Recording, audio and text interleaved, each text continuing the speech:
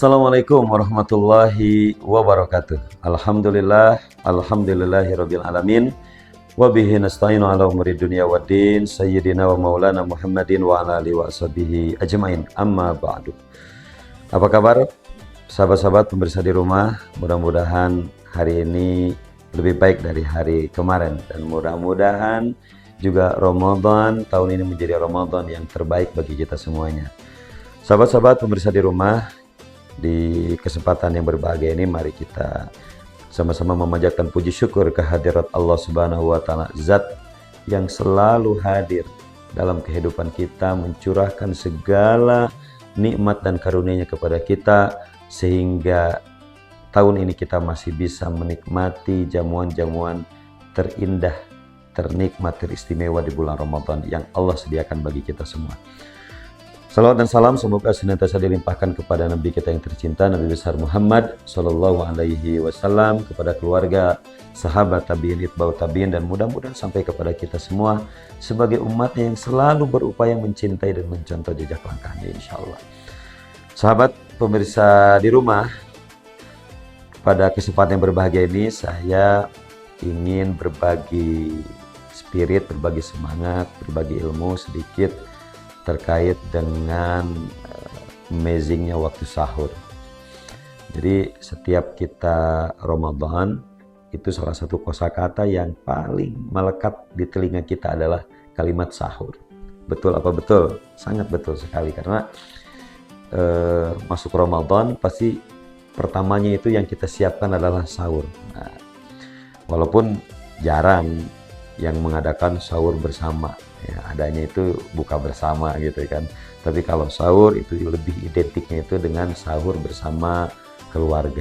Walaupun waktu sahur itu sih sebenarnya itu juga diungkapkan oleh Allah di dalam Al-Quran, itu tidak hanya sekedar berkaitan dengan Ramadan, karena waktu sahur itu adalah momentum waktu, salah satu momentum satuan waktu yang pasti kita lewati setiap hari. Nah, makanya ada satu momentum satuan waktu yang namanya waktu sahur, ya. Tapi Ramadan lebih ditekankan lagi sebagai waktu di mana kita semuanya harus mempersiapkan diri untuk melaksanakan saum di hari itu. Maka waktu sahur jadi momentum untuk kita makan, namanya makan sahur. Nah, sahabat-sahabat pemirsa di rumah, yang menarik, Rasulullah SAW itu memberikan atensi khusus terkait dengan waktu sahur. Bahkan Allah juga memberikan atensi khusus terkait dengan istimewanya waktu sahur. Kita akan melihat dari sisi Quran dulu, bagaimana Al-Quran berbicara tentang waktu sahur.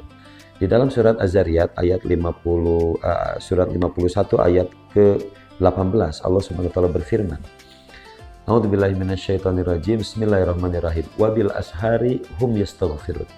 Dan pada saat sahur, pada momentum waktu sahur, ya, kalau orang Sunda nyebutnya waktu janari, atau diterjemahkan bisa disebut dini hari, ya, waktu dimana sudah lewat tengah malam, antara waktu sudah lewat tengah malam sampai ke menjelang subuh, itu waktu sahur, ya, atau kita sebut dini hari atau janari.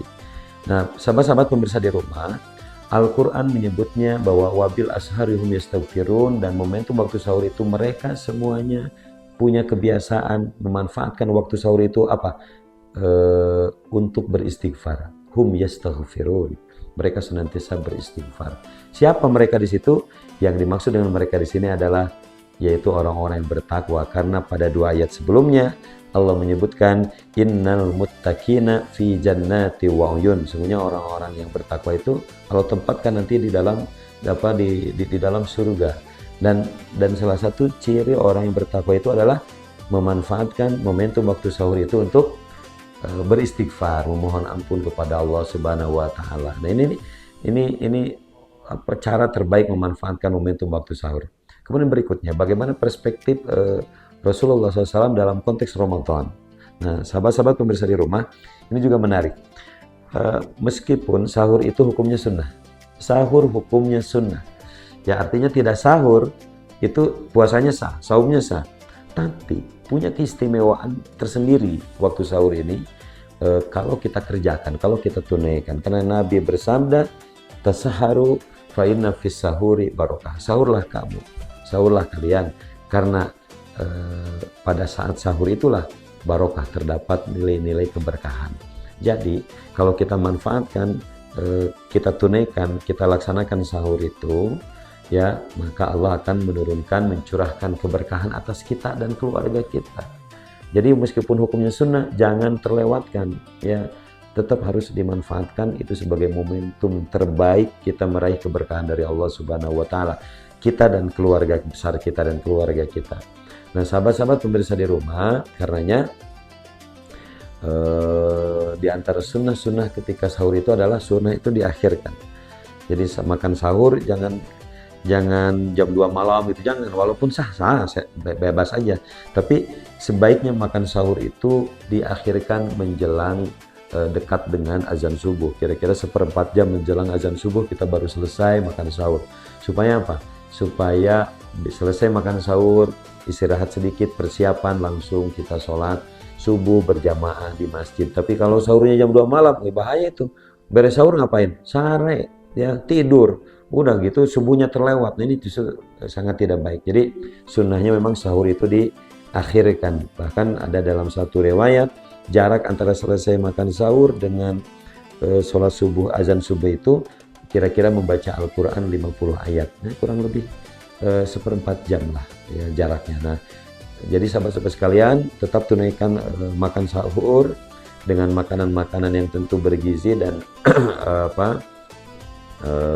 akan membawa keberkahan, juga sehat, juga memberikan energi dan kuat kita melaksanakan seharian penuh nanti berpuasa. Dan jangan pernah melewatkan waktu sahur itu, tambahkan dengan memperbanyak istighfar. Demikianlah Allah dan Rasulnya menjaga, membimbing dan mendesain kita semuanya, dan mengarahkan kita semuanya sehingga kita mendapatkan kebaikan-kebaikan di waktu, setiap momentum-momentum waktu yang kita lewati, termasuk momentum waktu sahur yang sangat istimewa dan berharga itu. Demikian bisa sampaikan. In uridu ilal islam mastata'tu fa idza zamta fatawakkal 'ala Allah. Assalamualaikum warahmatullahi wabarakatuh.